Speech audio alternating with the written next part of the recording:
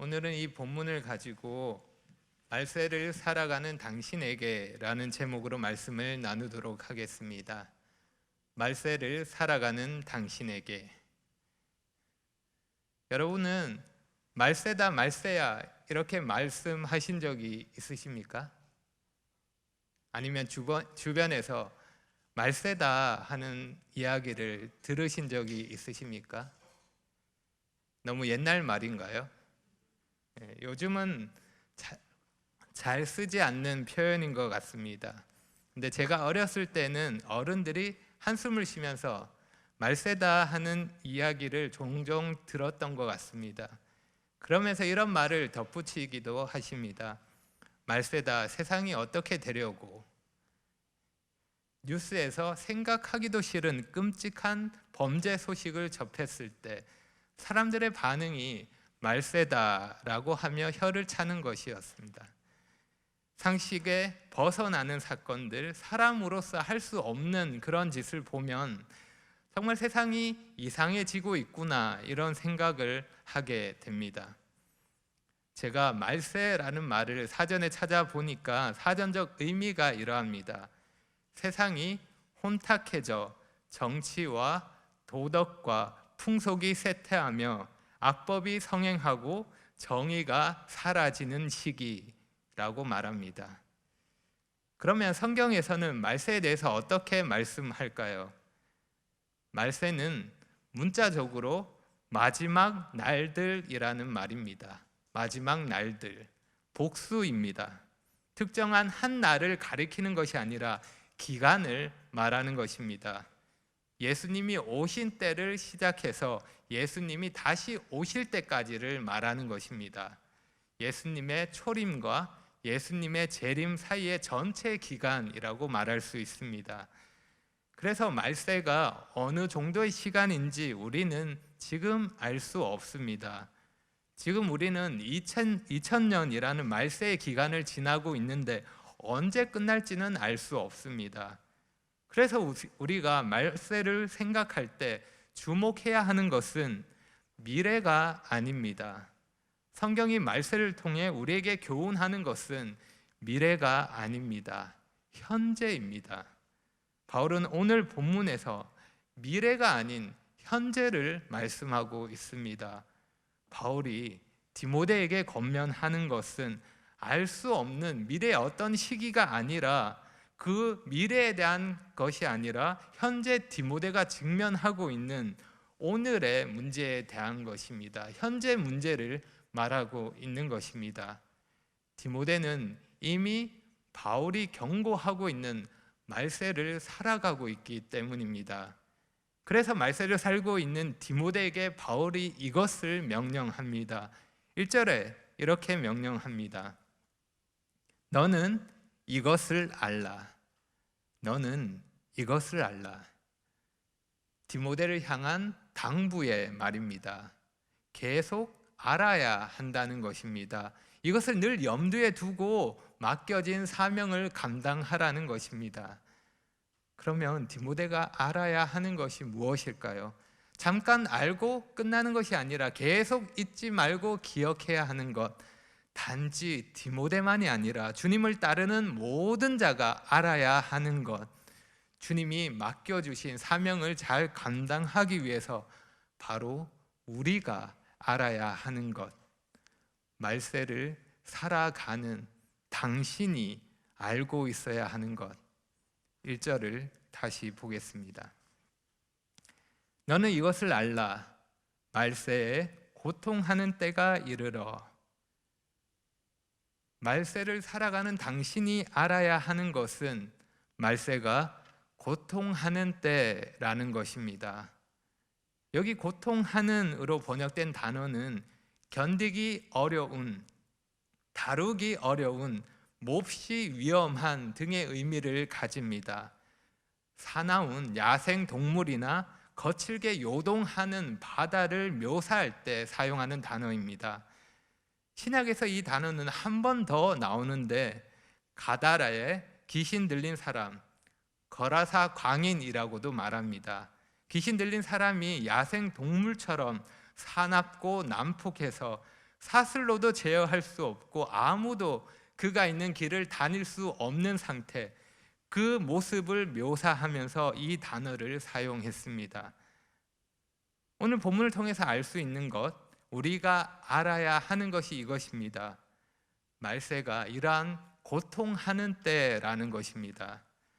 고통스럽고 위험한 시기, 견디기 어렵고 대처하기 힘든 그런 시기라는 것입니다. 우리가 살고 있는 지금 이 시대가 그러합니다. 잠깐 고통스러운 때를 살고 있다가 괜찮아지는 것이 아니라 고통스러운 때가 계속 지속된다는 것입니다. 그리고 더 나빠질 것입니다. 내리는 비로 비유를 하면 우리가 지금 맞고 있는 비는 잠깐 쏟아지다가 그치는 소나기가 아닙니다. 언제 그칠지 모르는 상황에서 하염없이 계속 내리고 있는 장마라 할 수 있습니다. 잠깐 비를 피할 곳을 찾아서 그치기를 기다리는 것이 아니라 계속 내리는 비로 인해 무너지지 않도록 철저하게 대비해야 하는 것입니다. 물론 우리가 교회의 역사를 보면 지금보다 훨씬 더 박해가 심했고 고통스러운 때가 있었습니다. 그때와 비교하면 지금은 괜찮은 때가 아닌가? 이런 생각을 할 수 있습니다. 고통하는 때는 그때이고 지금은 나아져서 괜찮은 것 아닌가? 이런 생각을 할 수 있는 것입니다. 만약 고통하는 때를 육체적인 핍박에만 초점을 맞춘다면 그렇게 생각할 수 있을 것입니다. 하지만 말세가 우리에게 있어서 고통이 되는 것은 단순히 육체적인 핍박만을 말하는 것이 아닙니다. 그래서 말세는 고통하는 때입니다. 갈수록 더 어려워지는 때입니다. 왜 그럴까요? 이 질문에 대한 대답은 이어지는 단락에서 확인할 수 있습니다. 왜 말세가 고통하는 때인지 알 수 있습니다. 바울은 2절에서 5절까지 왜 말세가 고통하는 때인지 그 이유를 말씀합니다. 2절을 보면 우리 성경에는 생략되어 있지만 원문에는 왜냐하면이라는 말로 시작합니다. 1절에 대한 이유가 2절부터 설명되는 것입니다. 그럼 2절에서 5절까지 단락에서 말씀하는 이유는 무엇일까요? 다시 말해 말세를 살아가는 우리가 알아야 하는 고통의 이유, 우리가 사명을 잘 감당하기 위해서 대비해야 하는 위험 요소가 무엇일까요? 2절이 어떻게 시작하고 있습니까? 사람들이, 이 단락은 사람으로 시작해서 연이어서 19개의 수식어들이 나열되고 있습니다. 말세를 살아가는 사람들의 모습을 말하고 있는 것입니다. 말세가 고통스러운 이유는 사람 때문입니다. 진리를 떠난 사람들 때문에 고통스러운 것입니다. 타락한 사람들, 악한 사람들, 죄의 본성을 따라 사는 사람들, 자기 중심적이고 이기적인 사람들, 불경건한 사람들, 하나님과 진리에 대해서 적대적인 사람들, 교회 안에 거짓을 퍼뜨리고 진리를 왜곡하는 사람들, 그런 사람들 때문에 고통스러운 것입니다. 바울은 19개의 수식어를 가지고 이 사람들을 묘사하고 있습니다. 고통의 원인이 되는 죄의 목록이라고 할 수도 있습니다. 차례로 살펴보려고 합니다. 그 전에 여기까지 내용을 한번 정리해 보겠습니다. 하나, 우리는 지금 말세를 살고 있습니다. 둘, 우리가 살고 있는 말세는 고통하는 때입니다. 셋, 말세에 고통하는 원인은 진리를 떠난 사람들 때문입니다. 그래서 우리는 진리를 떠난 사람들의 특징을 알아야 합니다. 이것을 알라. 진리에 대한 반대는 계속될 것입니다. 그런 상황에서 우리가 진리를 지키며 맡겨진 사명을 감당하기 위해서는 말세에 나타나는 사람들의 특징을 알고 그 특징을 알고 대비해야 하는 것입니다. 그럼 말세에 나타나는 특징 2절에서 4절까지 먼저 18가지를 살펴보겠습니다. 2절입니다. 사람들이 자기를 사랑하며 돈을 사랑하며 자랑하며 교만하며 비방하며 부모를 거역하며 감사하지 아니하며 거룩하지 아니하며 무정하며 원통함을 풀지 아니하며 모함하며 절제하지 못하며 사나우며 선한 것을 좋아하지 아니하며 배신하며 조급하며 자만하며 쾌락을 사랑하기를 하나님 사랑하는 것보다 더하며. 이 여러 목록에 대해서 어떤 기준을 두고 분류하기가 어렵습니다. 주석가들 중에는 원어의 형태를 따라 나누기도 하고 특징이나 관계를 통해서 나누기도 합니다. 하지만 일부에 해당되는 것이고 목록 전체를 매끄럽게 분류할 수 있는 기준은 없습니다. 그래서 제 생각에 임의로 분류하는 것보다는 그냥 차례로 살펴보는 것이 더 나은 것 같습니다. 이해하기 어려운 목록이 아니니까 하나씩 간단하게만 살펴보겠습니다. 이 목록을 보면서 말세에 나타나는 사람들의 모습을 한번 생각해 보시기 바랍니다. 그러면서 지금 이러한 모습을 쉽게 발견할 수 있음을 알 수 있을 것입니다. 사람들이 어떠합니까? 사람들이 자기를 사랑합니다. 모든 일에 있어서 자신의 안락과 이익을 우선합니다. 다른 사람을 위해서 자신을 희생하지 않습니다. 수고하지 않는 것입니다. 그리고 돈을 사랑합니다. 돈을 최고로 생각합니다. 돈으로 자신의 존재의 가치와 의미를 찾으려고 하고 돈으로 인생의 만족과 행복을 얻으려고 합니다. 그리고 자랑합니다. 여기 자랑한다는 말은 사기꾼을 가리키는 말입니다. 자랑하는 것을 허풍 떠는 사기꾼으로 말하는 것입니다. 그리고 교만합니다. 자신이 다른 사람보다 높이 있습니다. 그래서 다른 사람을 무시합니다. 교만은 멸망하는 사람들의 특징이고 마귀를 닮은 모습입니다. 그리고 비방합니다. 다른 사람을 업신여기고 깎아내리는 말을 하는 것입니다. 그리고 부모를 거역합니다. 하나님이 세우신 권위에 순종하지 않습니다. 가정을 무너뜨리는 겁니다. 그리고 감사하지 않습니다. 은혜로 받은 것을 당연하게 생각합니다. 자신의 권리인 것처럼 생각하는 것입니다. 그리고 거룩하지 않습니다. 하나님께 속한 선한 것들을 싫어하고 따르지 않습니다. 하나님을 기쁘시게 하는 일을 가치 있게 생각하지 않는 것입니다. 그리고 무정합니다. 정이 없습니다. 다른 사람에게 관심이 없고 사랑을 베풀지 않습니다. 그리고 원통함을 풀지 않습니다. 양보하지 않습니다. 분노에 차서 계속 원한을 가지고 살아갑니다. 용서하지 못하고 어떻게든 갚으려고 합니다. 속 좁고 옹졸한 모습입니다. 그리고 모함합니다. 다른 사람을 험담하며 소문을 만들면서 즐깁니다. 사람들을 이간질시키면서 관계를 망가뜨립니다. 마귀가 하는 일입니다. 그리고 절제하지 못합니다. 자신의 말과 행동, 감정을 조절하지 못합니다.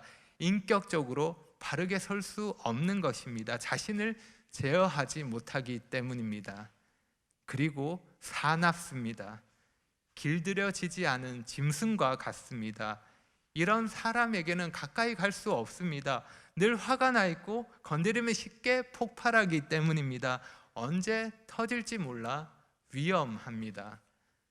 그리고 선한 것을 좋아하지 않습니다. 악을 더 좋아하고 악을 따릅니다. 선을 따르는 수고를 하지 않습니다. 타락한 세상과 어울리는 것이 더 편하고 더 좋은 것입니다. 그리고 배신합니다. 가롯 유다를 묘사할 때 사용된 단어입니다. 자신의 이익을 위해서 다른 사람을 넘겨줍니다. 다른 사람을 이용하는 겁니다. 그리고 조급합니다.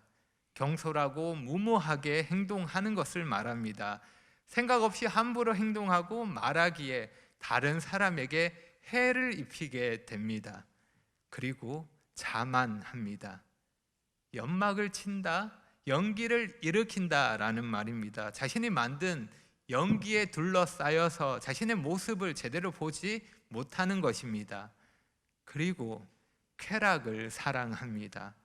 잠깐의 쾌락을 다른 어떤 것보다 사랑하고 삶의 우선순위에 둡니다. 그래서 쾌락을 사랑하기가 하나님보다 더 큰 것입니다. 하나님보다 쾌락을 선택합니다. 이렇게 18개의 목록을 살펴봤습니다. 그 시작과 끝이 하나로 연결됩니다. 무엇입니까? 시작과 끝이 무엇으로 연결됩니까? 사랑입니다. 잘못된 대상을 사랑하는 것을 말하고 있습니다.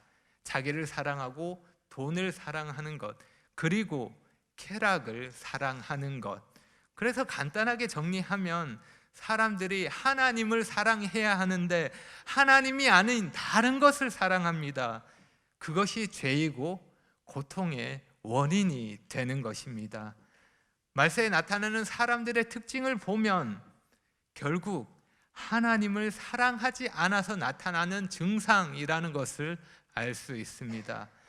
말세에 나타나는 특징이 그러합니다. 사람들이 하나님을 사랑하지 않고 사랑하면 안 되는 것들을 사랑합니다. 그 결과가 무엇입니까? 잘못된 사랑은 고통을 가져다 줍니다. 자신만 고통받는 것이 아니라 가족이나 주변 사람들까지 고통스럽게 합니다. 그리고 마지막 하나가 더 남아 있습니다.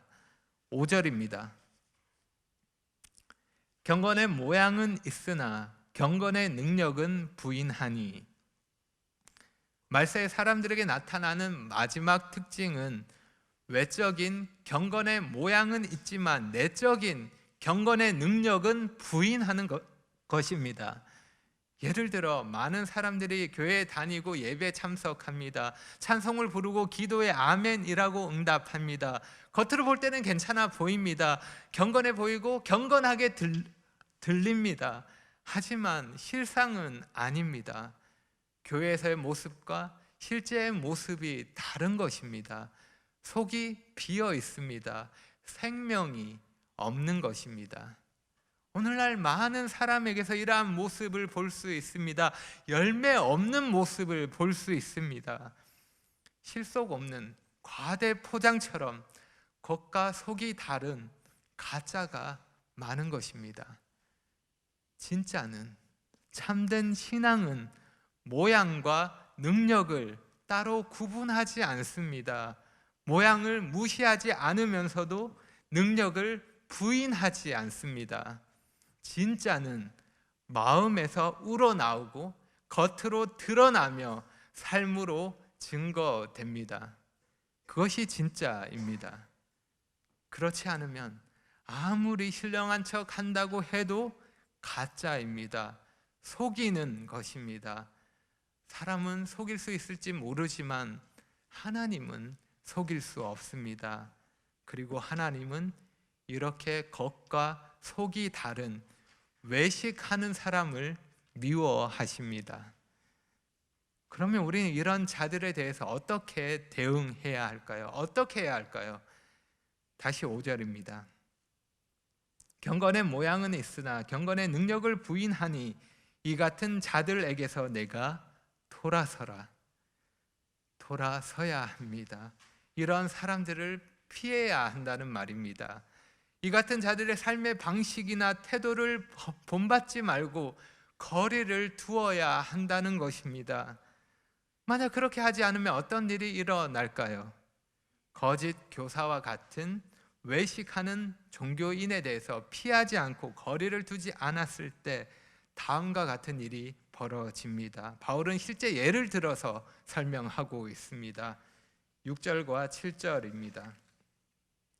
그들 중에 남의 집에 가만히 들어가 어리석은 여자를 유인하는 자들이 있으니 그 여자는 죄를 중히 지고 여러 가지 욕심에 끌림 바 되어 항상 배우나 끝내 진리의 지식에 이를 수 없느니라.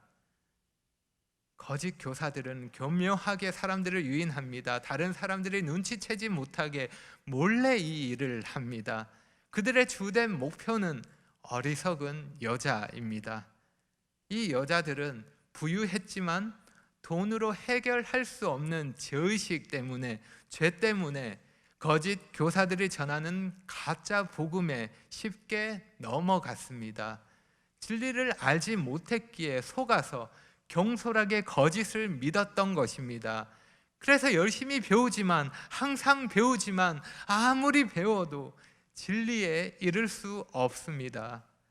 말세에 이런 일이 벌어지는 것입니다. 우리는 바울의 명령대로 이것을 알고 이 같은 자들에게서 돌아서야 하는 것입니다. 그러면 이런 악을 행하는 자, 거짓 교사들은 어떻게 될까요? 8절과 9절입니다. 얀네와 얀브레가 모세를 대적한 것 같이 그들도 진리를 대적하니 이 사람들은 그 마음이 부패한 자요 믿음에 관하여는 버림받은 자들이라. 그러나 그들이 더 나아가지 못할 것은 저 두 사람이 된 것 같이 그들의 어리석음이 드러날 것임이라. 속이며 거짓을 전하는 자들이 일시적으로 성공한 것처럼 보일지도 모릅니다. 많은 이단과 사이비 종교가 세력을 키우며 그들의 성공을 자랑하는 것처럼 말입니다. 하지만 결국은 그 어리석음이 모두 드러나게 될 것입니다.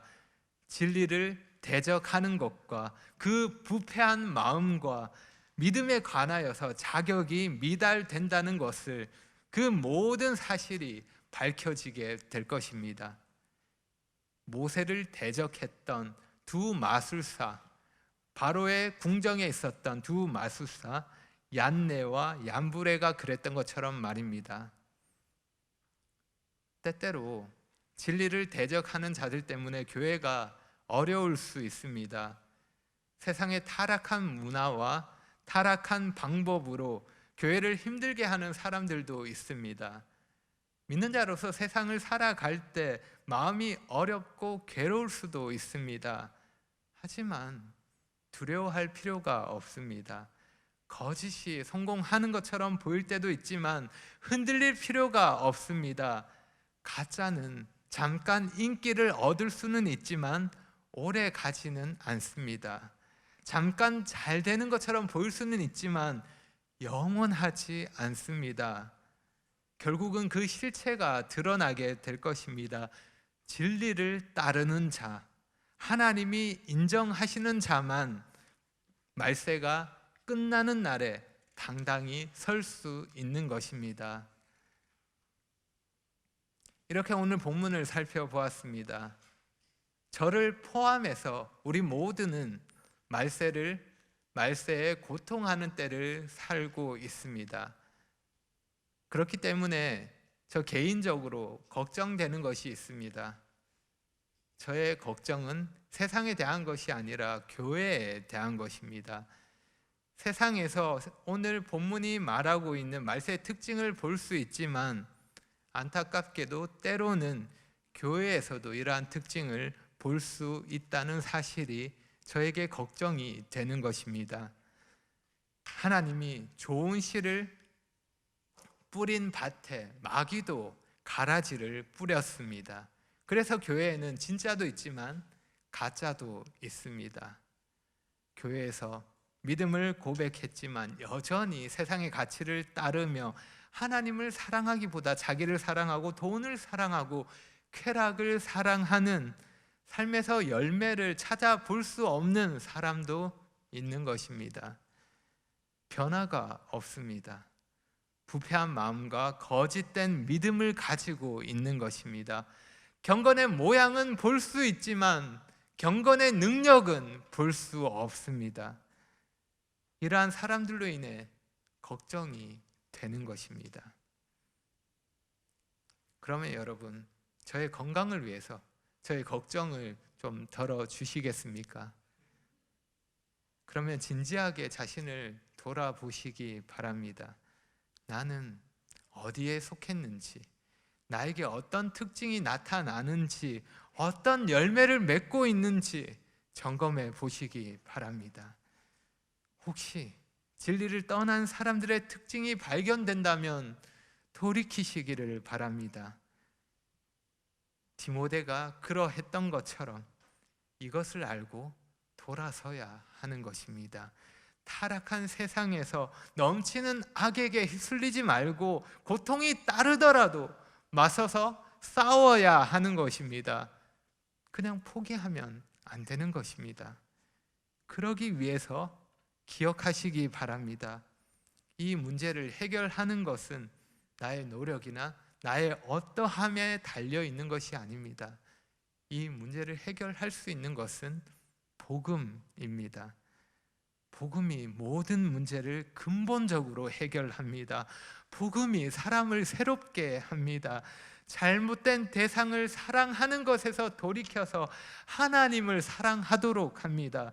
거짓된 우상에게 사로잡혀 있던 어리석은 인생을 구원하는 것입니다. 주님에게서 인생의 참 의미와 가치를 발견하고 주님을 위해서 살게 하는 것입니다. 무엇이요? 복음이 그렇게 합니다. 복음이 하나님의 능력이 이 일을 하는 것입니다. 이것이 말세를 살아가는 당신에게 전하는 바울의 메시지입니다. 이것을 아십시오. 말세는 고통하는 때입니다. 그러니 여러분, 고통을 피하지 마십시오.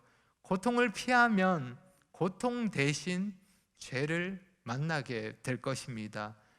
고통을 만나더라도 두려워하지 말고 죄를 피하시기 바랍니다. 우리가 피해야 할 것은 고통이 아니라 죄입니다. 주님이 가신 길은 죄를 피하고 고통을 만나는 길이었습니다. 우리가 가야 할 길도 그 길입니다. 오늘 말씀을 마치면서 조금 뜬금없기는 하지만 좀비가 나오는 영화를 한번 생각해 보려고 합니다. 좀 뜬금이 없죠? 좀비가 뭔지 아시나요? 네. 좀비가 나오는 영화에서 사람들이 어떻게 합니까? 좀비가 되지 않으려고 도망가고 살기 위해서 애를 씁니다. 그런 사람들의 모습을 보면서 개인적으로 이런 질문을 해 보았습니다. 험악한 세상에서 저렇게 사는 것이 너무 힘들고 고통스러운데 그냥 좀비가 되는 것이 편하지 않을까? 고통당할 필요 없이, 걱정할 필요 없이, 고생할 필요 없이 좀비들처럼 사는 것이 더 좋은 것 아닐까? 이 질문에 대해서 어떻게 생각하십니까? 오늘 말씀으로 적용하면 우리가 말세 진리를 떠난 사람들처럼 고통을 피하고 편하게 살면 좋은 거 아닙니까? 그렇게 살면 되는 것 아닙니까? 사람이길 포기하는 것처럼, 생명 없는 좀비처럼 그렇게 살면 되는 것 아닙니까? 더 편하고 좋은 것 아닙니까? 그렇지 않습니다. 생명을 가진 자는 그렇게 살 수 없습니다. 절대로 그렇게 살 수 없습니다. 우리는 세상에서 생명이 없는 자처럼, 멸망을 향해 달려가는 자처럼 더러운 것을 쫓아서 세상에 썩어질 것들을 사랑하며 그렇게 살 수 없습니다. 그러니 당신이 어떤 자인지 잊지 마시기 바랍니다. 당신을 살리기 위해서 생명을 내어주신 주님을 잊지 마시기를 바랍니다. 그리고 그 생명을 헛되이 낭비하지 마시기 바랍니다. 말세를 살아가는 당신에게 전하는 오늘 이 말씀을 잊지 마시기를 바랍니다. 기도하겠습니다. 아버지 하나님, 감사합니다. 저에게 은혜를 베푸셔서 진리를 아는 자가 되게 하시고 진리를 따라 살 수 있는 특권을 주셔서 감사합니다. 이를 위해서 주님께서 저희를 위해서 생명을 내어주셨고 저희가 생명을 가진 자로서 말세에 고통하는 때를 살아갈 수 있게 하셨습니다. 주님 감사합니다. 저희가 사는 세상이 쉽지 않고 악이 넘쳐나고 있지만 때마다 필요한 힘과 지혜를 주셔서 이기게 하시고 죄의 유혹에 넘어가지 않도록 지켜주시기를 원합니다. 고통당하는 것을 두려워하기보다 죄에 빠지는 것을 더 두려워할 수 있도록 도와주시고 세상에서 주님의 은혜와 사랑을 전하는 자가 될 수 있도록 도와주십시오. 무엇보다 하나님을 뜨겁게 사랑할 수 있도록 저의 마음을 주장해 주시기를 원합니다. 주님 또한 우리 유평교회를 긍휼히 여겨 주시기를 원합니다. 진리에서 떠난 자가 없도록 도와주시고 생명이 없는 가짜가 없도록 모든 성도들이 자신을 돌아보고 점검함으로 진실로 거듭나서 참된 믿음을 가지고 주님께 영광 돌릴 수 있도록 은혜를 더해 주시기를 간절히 구합니다. 예수님의 이름으로 기도합니다.